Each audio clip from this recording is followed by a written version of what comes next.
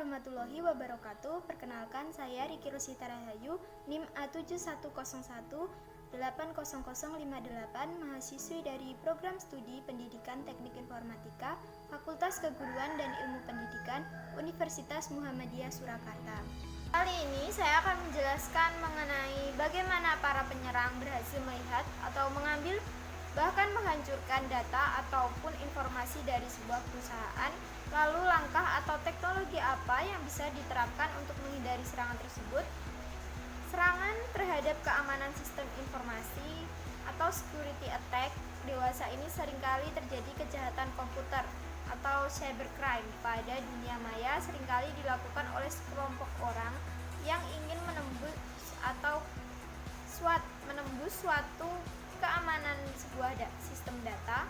Aktivitas ini bertujuan untuk mencari, mendapatkan, mengubah, dan bahkan menghapus informasi yang ada pada sistem tersebut jika memang benar-benar dibutuhkan.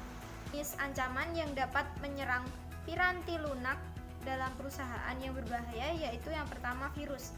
Adalah program komputer yang dapat mereplikasi dirinya sendiri tanpa dapat dimengerti oleh si pengguna dan menempelkan salinan dirinya pada program-program yang boot sektor lain. Yang kedua yaitu worm, program yang tidak dapat mereplikasikan dirinya sendiri di dalam sistem tetapi dapat menyebarkan salinannya melalui email.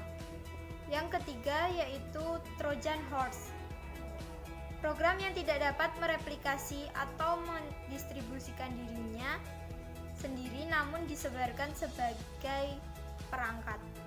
Dan yang keempat yaitu adware, program yang memunculkan pesan-pesan iklan. Dan yang kelima spyware, program yang mengumpulkan data dari mesin pengguna. Terdapat 9 jenis serangan yang biasa menyerang data suatu perusahaan. Yang pertama yaitu jenis denial of service. Serangan ini memanipulasi sistem jaringan maupun aplikasi sehingga kinerjanya menjadi sangat berat dan menguras daya. Ketika sistem perusahaan terkena serangan ini, peretas biasanya akan menuntut uang tebusan kalau ingin mengembalikan ke kondisi semula. Yang kedua, malware dan virus. Serangan ini menggunakan program jahat yang sengaja disusupkan, biasanya tersebar melalui email, website mencurigakan, maupun perangkat keras yang dihubungkan ke dalam piranti sistem perusahaan. Virus yang masuk akan merusak data yang ada sesuai dengan tujuan pembuatannya. Ada yang sekedar menyembunyikan data, tetapi ada pula yang sampai merusak maupun menghapusnya. Jenis yang ketiga yaitu botnet dan zombies. Botnet adalah kependekan dari robot network, merupakan penyerangan komputer yang terhubung ke jaringan tersentral. Korban dari botnet umum disebut sebagai zombies karena keberadaannya sudah di bawah kendali peretas. Botnet yang dibuat untuk mencuri data nantinya akan terus meningkatkan kemampuan enkripsinya sehingga sulit untuk dideteksi. Jenis keserangan yang keempat yaitu scareware, nama lain dari peringatan keamanan palsu. Ini adalah salah satu tipe tipuan yang bisa digunakan oleh peretas untuk mengecoh pengguna perangkat karena bentuknya yang seperti pop-up peringatan dari sistem. Ketika sudah berhasil dijebak, pengguna biasanya diarahkan untuk melakukan tindakan tertentu yang ujung-ujungnya adalah penipuan.